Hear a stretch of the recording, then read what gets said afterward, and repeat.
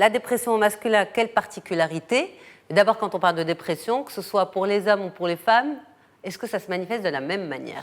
Ce sont les mêmes critères, donc forcément ça se manifeste de la même manière, c'est-à-dire que quand on voit des symptômes, quand on les analyse, ben, on retrouve la même chose qu'il y a derrière, c'est-à-dire une humeur, enfin il y a des critères de durée, comme quoi c'est un ensemble de symptômes qui doivent durer pendant au moins une période de 15 jours, avec une humeur dépressive pratiquement tous les jours, un désintérêt, des problèmes d'appétit, des problèmes de sommeil, l'absence de plaisir. Donc ce sont des critères, et j'en passe, des idées noires, des idées suicidaires, parce que c'est important.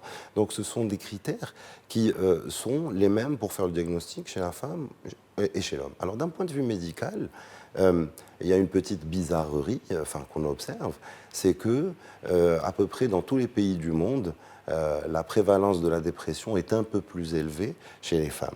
Alors, on peut se poser beaucoup de questions autour de ça. Il y a probablement peut-être un facteur biologique, il y a très certainement des facteurs sociaux. Hormonaux, peut-être? Oui, c'est ce que j'entends par biologique. Okay. Des facteurs sociaux, parce que bon, la femme, la place de la femme, un peu partout, voilà, un peu challengée, on va dire ça comme ça.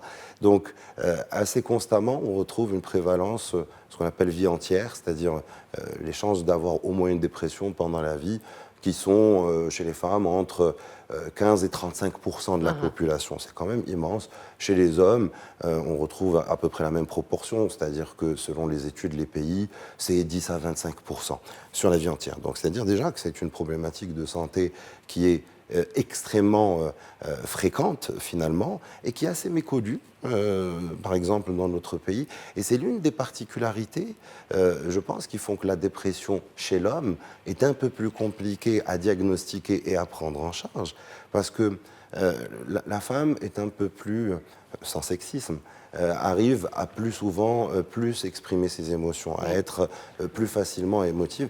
Et il y a déjà une richesse de vocabulaire parce que c'est les modalités de communication chez les femmes, c'est pas les mêmes que chez les hommes. Hein.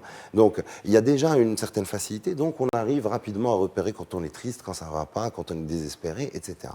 Assez souvent, encore une fois sans surgénéralisation, chez les hommes, c'est plutôt juste une humeur maussade et une agressivité qui va transparaître, une espèce d'hostilité.